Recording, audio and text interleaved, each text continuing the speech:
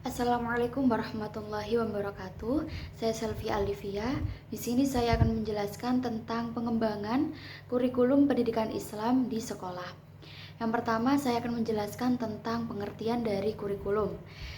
Kurikulum secara etimologis berasal dari bahasa Yunani yang digunakan dalam bidang olahraga, yaitu kurir, yang berarti jarak tempuh lari, yakni jarak yang harus ditempuh dalam kegiatan berlari mulai dari start sampai finish.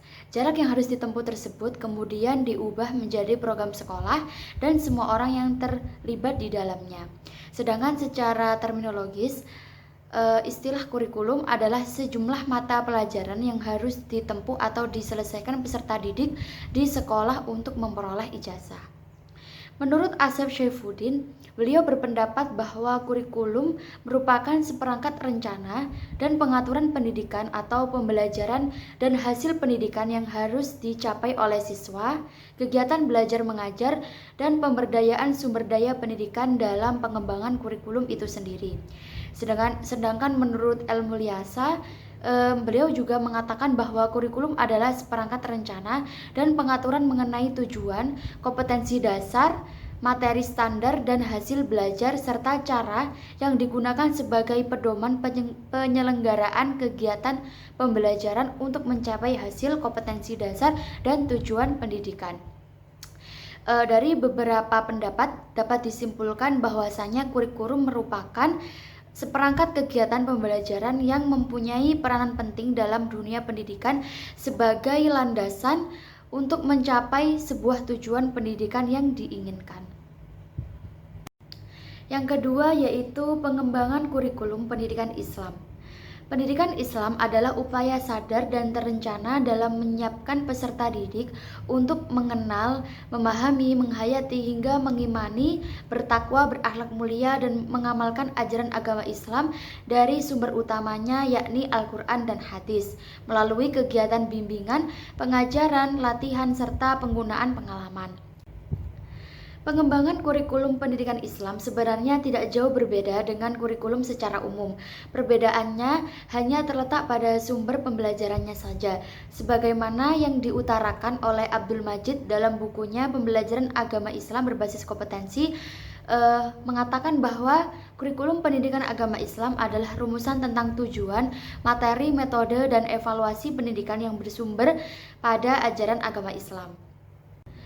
Menurut Subandijah, pengembangan kurikulum adalah suatu proses perencanaan menghasilkan alat yang lebih baik dengan didasarkan pada hasil penilaian terhadap kurikulum yang telah berlaku, sehingga dapat memberikan kondisi yang lebih baik. Kurikulum pendidikan Islam adalah bahan-bahan pendidikan Islam berupa kegiatan, pengetahuan, dan pengalaman yang sengaja dan sistematis diberikan kepada anak didik dalam rangka mencapai tujuan pendidikan Islam. Dengan kata lain, kurikulum pendidikan Islam adalah semua aktiviti, pengetahuan, dan pengalaman yang dengan sengaja dan secara sistematis diberikan oleh pendidik kepada anak didik dalam rangka tujuan pendidikan, dalam rangka mencapai tujuan pendidikan Islam. Berdasarkan keterangan di atas, maka kurikulum pendidikan Islam itu merupakan satu komponen pendidikan agama berupa alat untuk mencapai tujuan. Maka untuk mencapai tujuan pendidikan Islam, maka diperlukan dengan adanya kurikulum yang sesuai dengan tujuan Islam dan sesuai dengan tingkat usia, tingkat perkembangan kejiwaan anak, dan kemampuan pelajar. Selanjutnya yaitu pengembangan kurikulum pendidikan Islam di sekolah.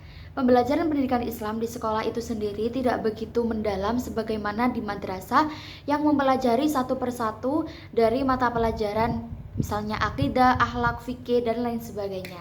Tetapi di sekolah mata pelajaran pendidikan Islam itu dijadikan satu yang bernama mata pelajaran pendidikan agama Islam saja. Kurikulum pendidikan Islam di sekolah terdiri dari beberapa aspek, yaitu aspek Al-Quran Hadis, keimanan atau akidah, akhlak, fikih, dan aspek tarikh atau sejarah Islam.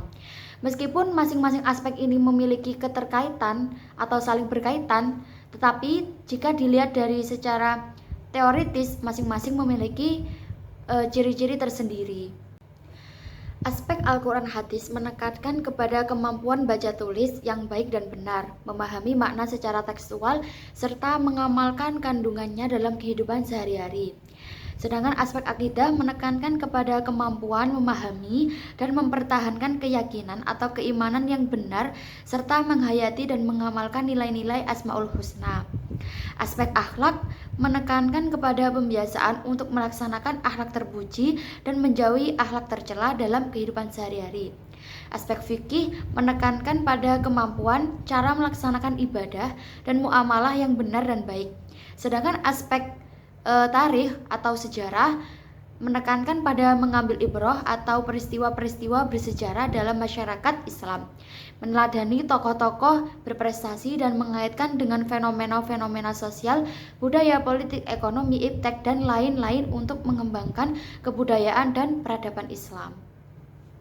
Menurut Hasbi As-Siddiqi, aspek kajian pendidikan agama Islam itu meliputi tarbiyah jismiyah, yaitu segala rupa pendidikan yang wujudnya menyuburkan dan menyehatkan tubuh serta menegakkan supaya dapat merintangi kesukaran yang dihadapi dalam pengalamannya. Yang kedua yaitu tarbiyah akliyah, yaitu sebagaimana rupa pendidikan dan pelajaran yang akibatnya mencerdaskan akal dan menajamkan akal. Yang ketiga, tarbiyah adabiyah, yaitu segala rupa praktek maupun berupa teori yang wujudnya meningkatkan budi dan meningkatkan perangai. Mungkin itu saja yang dapat saya sampaikan, kurang lebihnya mohon maaf. Wassalamualaikum warahmatullahi wabarakatuh.